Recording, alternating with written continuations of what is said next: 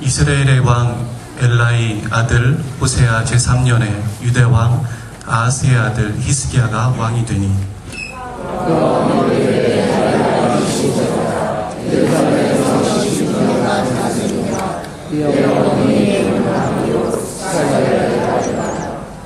히스기야가 그의 조상 다윗의 모든 행위와 같이 여호와께서 보시기에 정직하게 행하여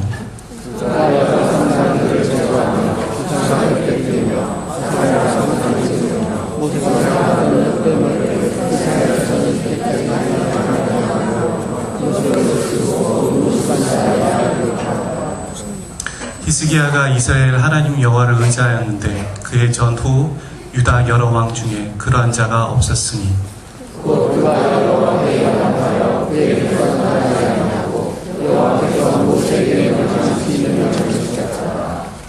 7절 함께 읽겠습니다.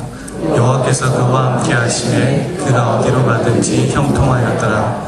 저가 아수르 왕을 배반하고 섬기지 아니하였고. 제가 한 번 더 기도하겠습니다. 성령 하나님, 오늘의 말씀을 선포하고 나눕니다. 듣는 자와 또한 선포하는 자 모두가 하나님의 말씀 앞에서 서기를 소원합니다.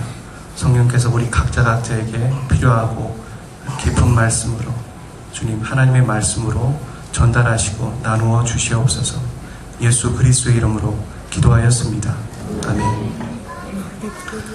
여러분은 20주년 새누리 전교인 수련회를 하고 계십니다. 어젯밤 잘 주무셨습니까?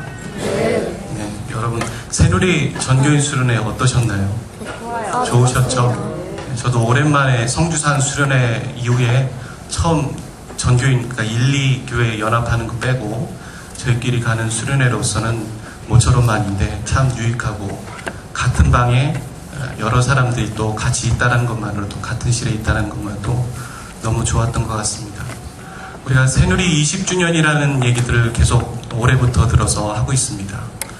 전교인 수련회를 새누리 20주년이라고 얘기하고 또 강사 목사님을 모시고 말씀을 듣는 이유는 아마 20년을 되돌아보며 앞으로 20년을 어떻게 살지에 대한 어떤 지표, 기준, 또 하나님의 음성을 듣기 원하는 마음들이 우리 모두에게 있고 공감되기 때문이라고 저는 생각합니다.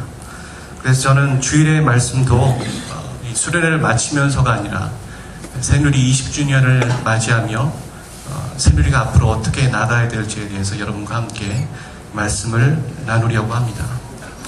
제 제목이 독특하죠. 한번 같이 한번 읽어보시겠습니까? 시작. 새누리 마타드. 계속 왜 저런 제목을 적었는지 한번 살펴보도록 하겠습니다. 제가 준비한 PPT 화면으로 넘기셔서 화면을 좀 넘겨주시길 바랍니다. 오늘의 본문은 히스기야가 나오고 있습니다. 25세 젊은 나이에 왕이 된 히스기야가 하나님 보시기에 정직한 왕이었다는 것이죠. 그리고 그는 우상과 산당을 제거하는 일을 하였습니다. 그리고 하나님을 온전히 의지하였다. 그게 오늘 본문의 요약이고 줄거리가 됩니다. 여러분, 이 당시의 왕은 오늘날의 왕과 차원이 좀 달랐습니다. 다른 권력을 가진 자였죠. 한마디로 절대 권력을 가진 자였습니다. 오늘날의 왕이야 여러 가지 비판, 언론의 어떤 것들에 있어 공격도 당하고 그러지만 그 당시의 왕이라는 것은 대단한 위치에 있었던 사람들이었습니다. 실제로 왕의 결정으로 사람이 죽을 수도 있고 살 수도 있는 것이죠. 성경에 보면 에스더가 왕 앞에 나갈 때 목숨을 걸고 나가는 장면을 보게 됩니다. 그만큼 왕 앞에 나간다는 것은 두려움이고 내가 왕 앞에 나갈 때 왕이 나를 죽일 수도 있고 살릴 수도 있다는 것이죠. 솔직히 이 당시의 왕의 말은 곧 법이었고 법보다 그 위에 있었습니다. 그리고 그 왕은 왕을 넘어서 신의 존재가 되었던 것이죠. 성경에 나오는 왕도 왕 정도는 아니지만 제가 군대에 있을 때 절대 권력이라는 것을 간접적으로 한번 경험해 본 적이 있습니다. 저는 군대를 좋아합니다. 그래서 군대 말년휴가 나갈 때 아침에 축구를 찼습니다. 후임병들이 왜 휴가를 안 가냐고 그래서 눈치 봐서 말년휴가를 나왔습니다. 군대 말뚝 박으려고 했는데 어머님이 호적에서 파신다고 하셔서 제대를 했습니다. 제가 철원에서 부대 근무를 했는데 거기서 저는 부대장의 절대 권력을 간접적으로 체험했습니다. 부대장의 종교가 무엇이냐에 따라서 부대원들의 종교가 바뀐 것이죠. 예를 들어 대대장 밑에는 보통 450명이 편제가 됩니다. 그리고 연대장, 대령은 보통 1500명을 부릴 수 있는 사람이 되는 것이에요. 하루는 연대장님이 저희 부대에 새로 오셨습니다. 그런데 그분이 마침 믿음 좋으신 장로님이셨어요. 그래서 연대 휘하에 1500명이 순식간에 어떻게 됐겠습니까? 네, 크리스찬이 되었습니다.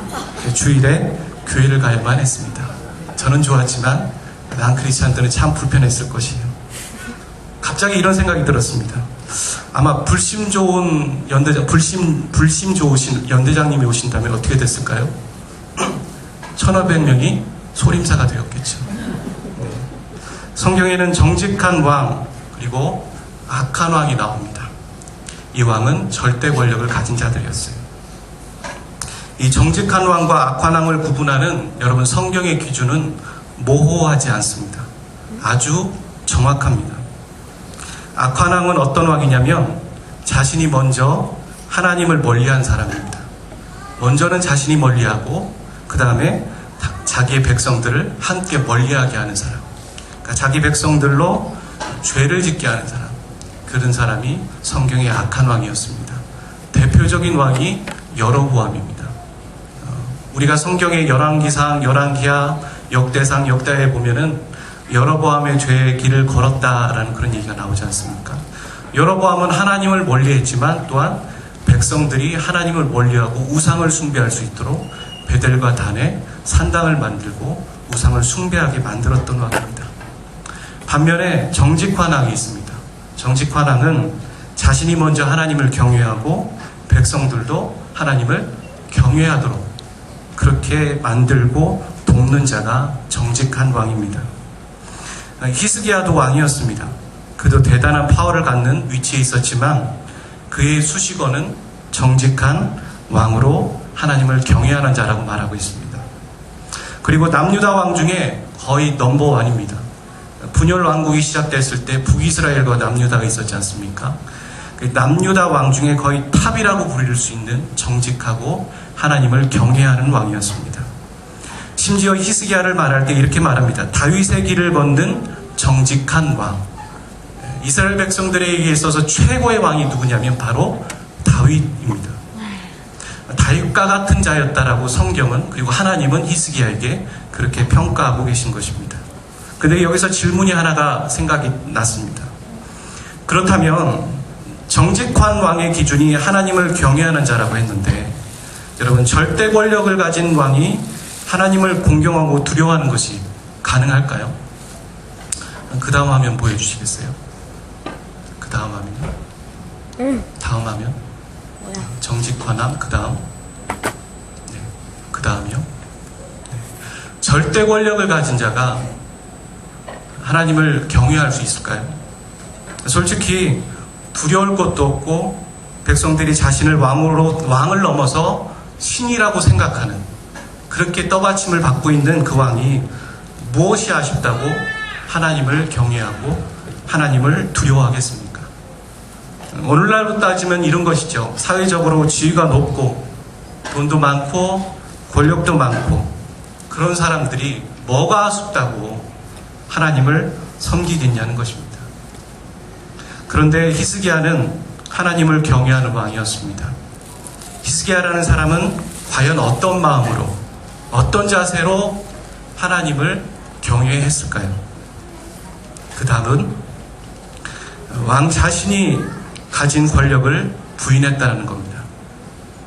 하나님을 자신을 부인할 때 하나님을 경외할 수 있다는 것이죠.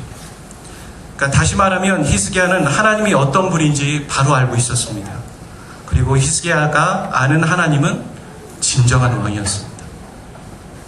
그래서 히스기야는 백성 앞에서 왕인지 모르지만 하나님 앞에서는 한낱 종이었습니다. 그는 하나님 앞에서는 신하였습니다. 그래서 히스기야가 정직한 왕입니다. 성경에서 정직하다라는 것은 이렇게 자신과 하나님의 관계를 바로 알고 정리할 수 있는 사람입니다. 우리는 이 사회의 구성원이 되면서 지위가 있고 직함이 있습니다. 그렇죠? 여러분 불려지는 호칭이 있으시죠? 상무, 아니면 이사님, 팀장님, 교수님, 목사님, 전도사님, 회장님, 선생님 등등등.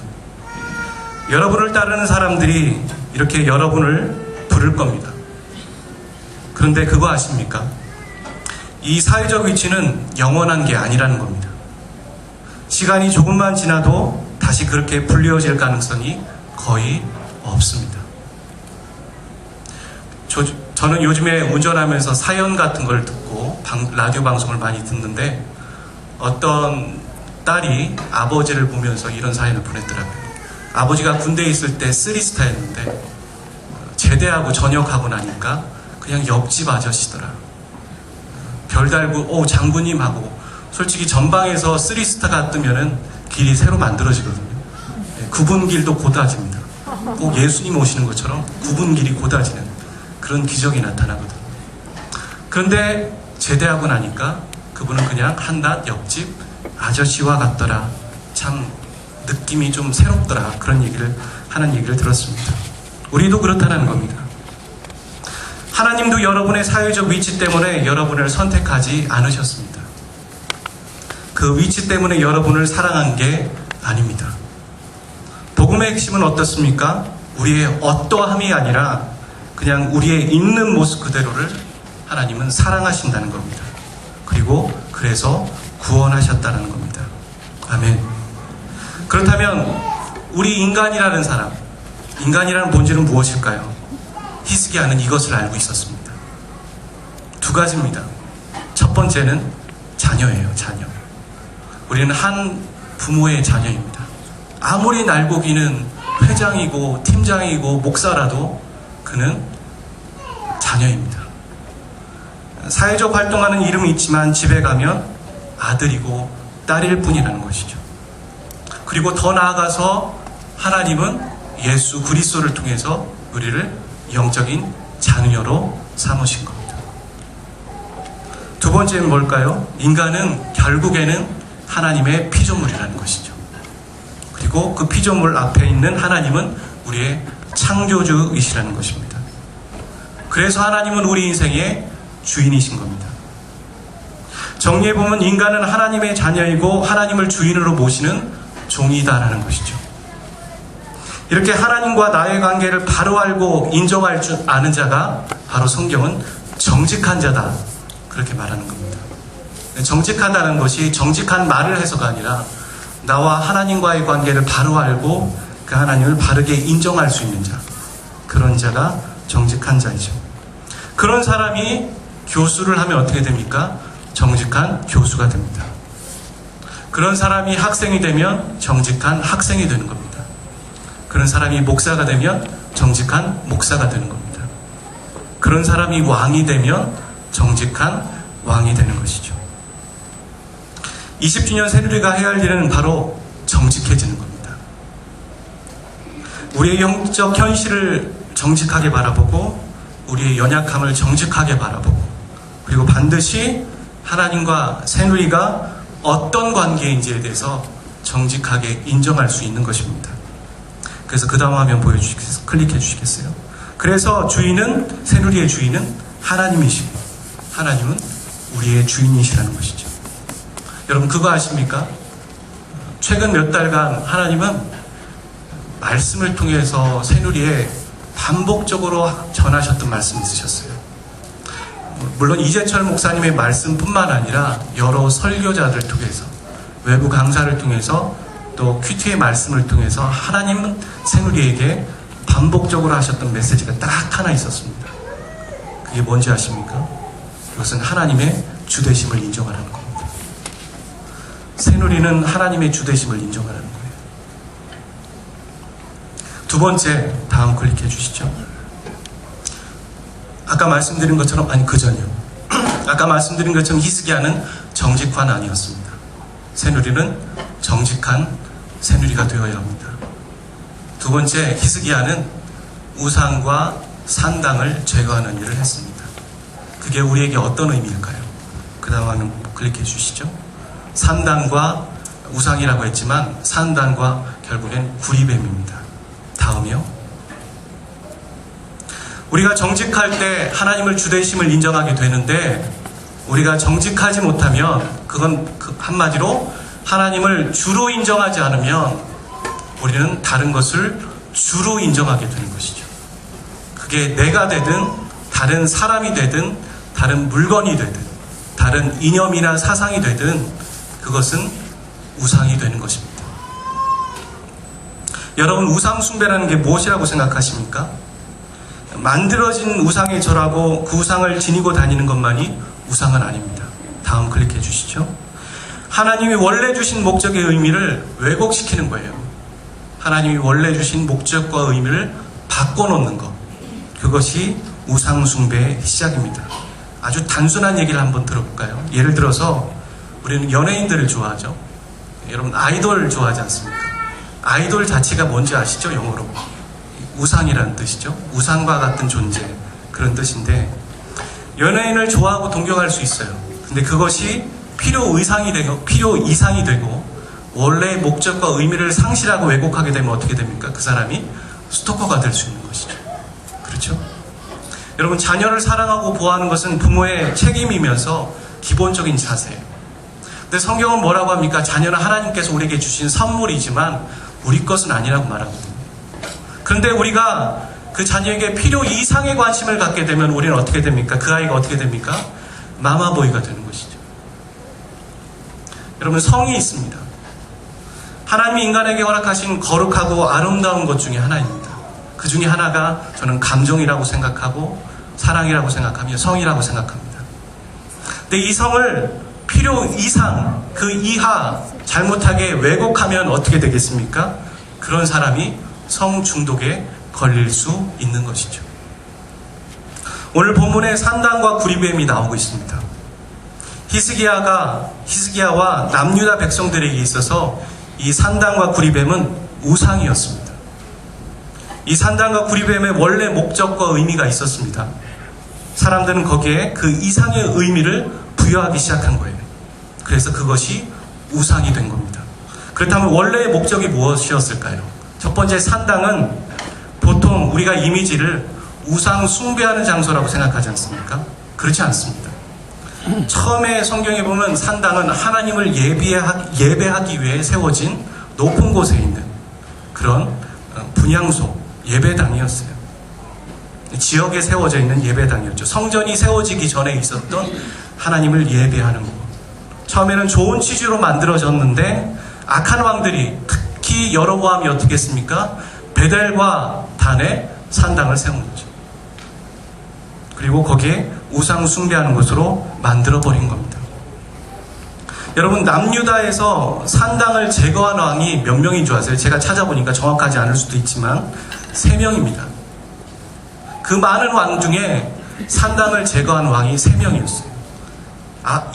이사왕, 여호사밧, 그리고 오늘 본문에 나오는 히스기야. 성경은 하나님이 정직한 왕이라고 얘기하면서 산당을 제거하지 못하는 왕을 보면서 그는 산당을 제거하지 못했어 라고 뭔가 아쉬워하는 모습을 항상 말씀에서 비추고 계세요. 2% 부족한 것이죠. 너는 정직한 왕이야. 그런데 내가 좀 뭔가 아쉽다, 안타깝다라는 그런 표현을 하고 계세요. 그게 바로 산당입니다. 왜 산당을 제거하지 못했을까요? 산당이 무서워서요? 아니요. 산당은 이미 그들에게 익숙한 거예요. 이미 그들에게는 하나님을 예배하는 장소였던 거예요. 그리고 그들의 삶의 일부분이었고 그들에겐 전통이었어요. 그래서 그것을 없애는 게 오히려 이상한 거였습니다. 그럴 필요가 있어? 라고 생각한 것 같습니다. 여러분, 근데 갑자기 이런 질문이 생각이 났어요. 산당이 우상 숭배의 장소로 바뀔 때까지 과연 왕은 뭐를 했을까? 만약에 여로보암 왕처럼 그렇게 산당이 우상 숭배의 장소로 바뀌는 것을 보면서 백성들은 과연 무엇을 했을까? 그런 질문, 그런 거 한번 생각해 보셨어요? 화면 한번 보여주시겠어요? 저기가 유럽에 있는 교회입니다. 교회처럼 보이시죠? 자세히 보면 십자가가 되어 있습니다. 근데 그것을 자세히 저 앞에 있는 그 편말을 한번 확대해 보겠습니다. 클릭해 주시죠. 뭐냐면 맥주 얼마, 한국말로 하면 소주 얼마, 그렇게 되어 있는 것이죠. 저기는 원래 교회였는데 술집으로 바뀌는 거예요. 유럽 교회의 비일비재하죠. 교회가 술집으로 바뀌고 교회가 모스크로 바뀌고, 원래 의도는 교회였는데 그것이 바뀔 때까지 과연 저들은 무엇을 했을까요? 거기에 포인트가 있는 거예요. 산당은. 두 번째, 다음 화면 클릭해 주시죠. 구리뱀입니다.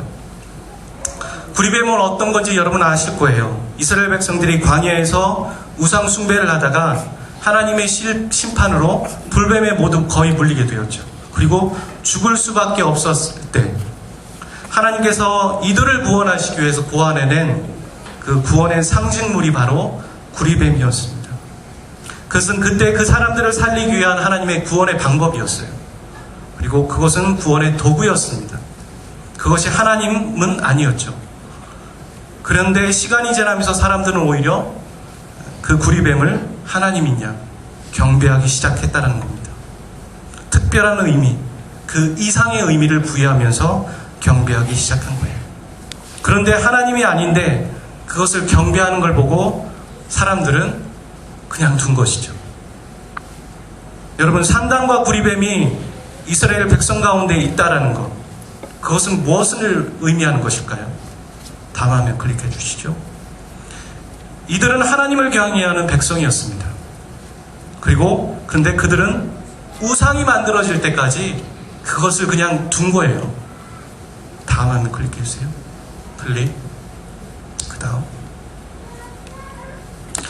이 산당과 구리뱀이라는 이미지는 무엇이냐면 장소가 아니에요. 그들의 마음이죠. 그들의 마음에는 영적인 무지가 있었던 거예요. 교회가 술집을 밖으로 바뀌는 걸 보면서 안일함이 있었던 거예요. 그들 안에 나태함이 있었던 거예요. 여러분, 영적 무지는 무엇인지 아시죠? 하나님을 알지 못할 때, 말씀을 제대로 알지 못할 때 오는 것이 바로 영적인 무지입니다. 안일함은 무엇입니까? 그것은 이 시대가 지금 내가 신앙생활하는 것이 정말 편안하고 행복해, 한가로워 라고 생각하는 거예요. 크리스찬들이 자신의 있는 터가 영적 전쟁터인지를 모를 때 그들은 안일함에 빠지게 되는 것이죠. 나태함은 무엇입니까? 느리고 게으른 거예요. 내일 하지, 기도 조금 있다가 하지, 그런 느리고 게으름, 조금 있다 일들을 하지. 그 느리고 게으름은 어디서 나옵니까? 영혼들의 현장에서의 소리를 듣지 못할 때 우리는 나태함에 빠지기 시작하는 거예요. 여러분, 20주년을 맞이하는 새누리, 저와 여러분이에요. 새누리 얘기하는데 새누리는 결국에 여러분이시라고요. 그리고 저고요. 우리에게 산당과 구리뱀은 없습니까? 우리는 똑똑한 것 같지만 그렇지 않습니다. 우리는 헛똑똑이에요. 우리 안에는 남유다 백성들과 똑같이 영적인 무지와 안일함과 나태함이 자리 잡고 있어요. 이것은 다시 뭘로 확대되겠습니까? 무관심이 되는 겁니다. 무관심. 교회의 가장 큰 적, 무관심.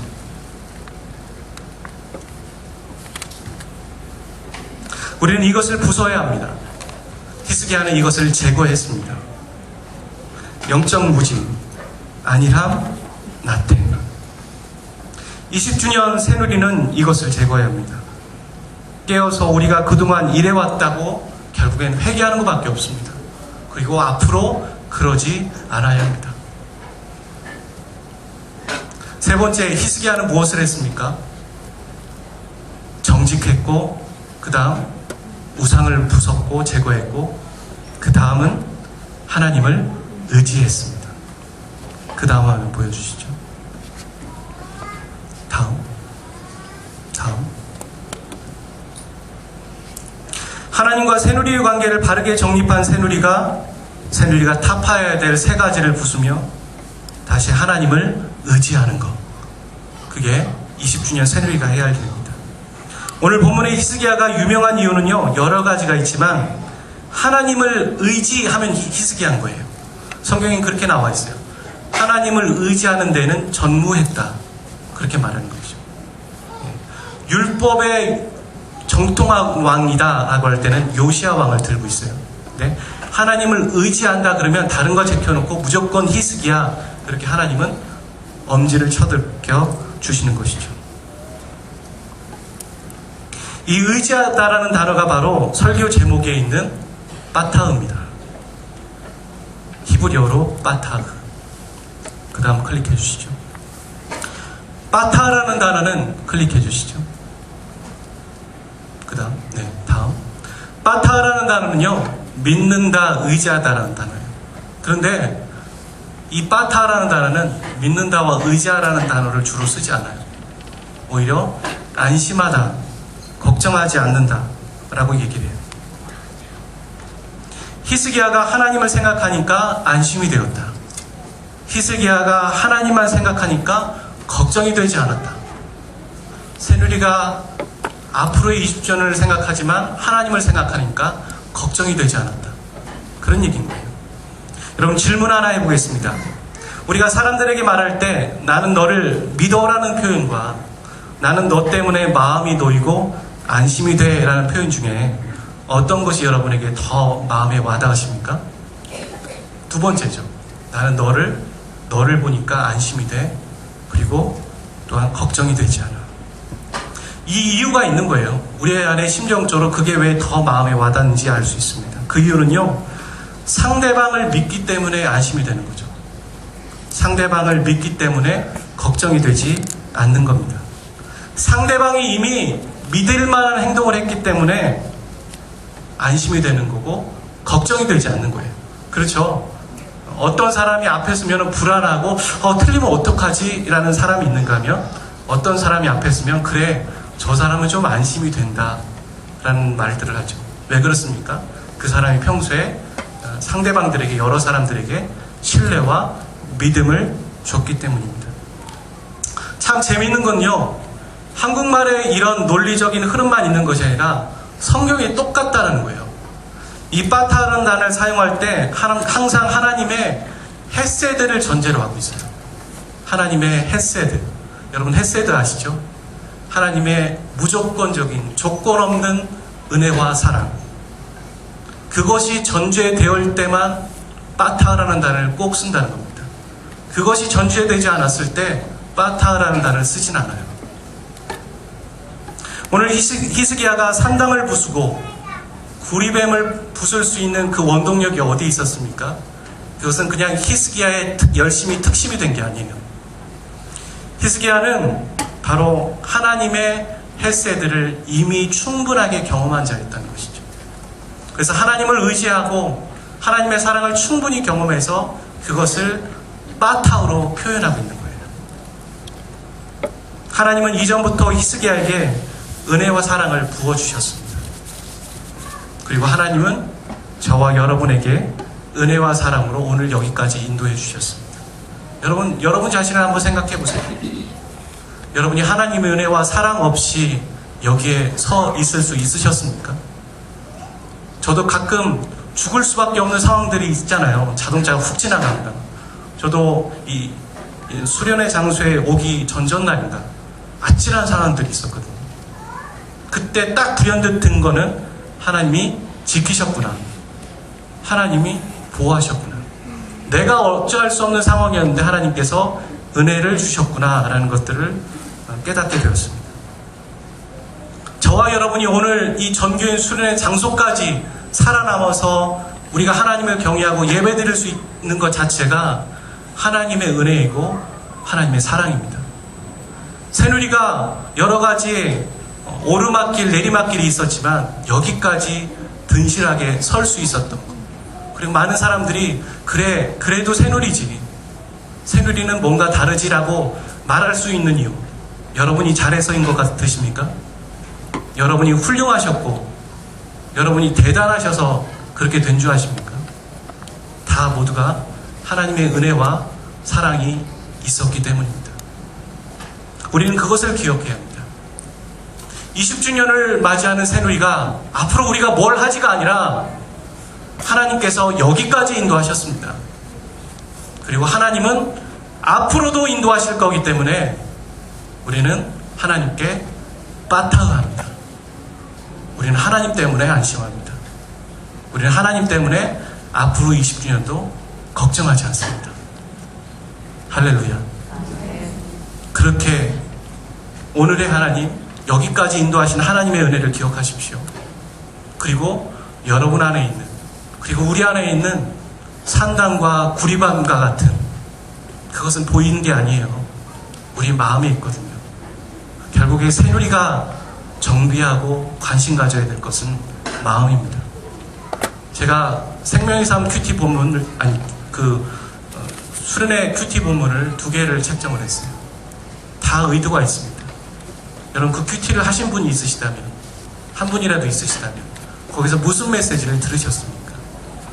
새누리가 관심 가져야 될 건요, 우리가 이런 것들을 하고 있고 선교사를 이렇게 보내고 있고 이런 일들을 하고 있습니다, 그거 아니에요.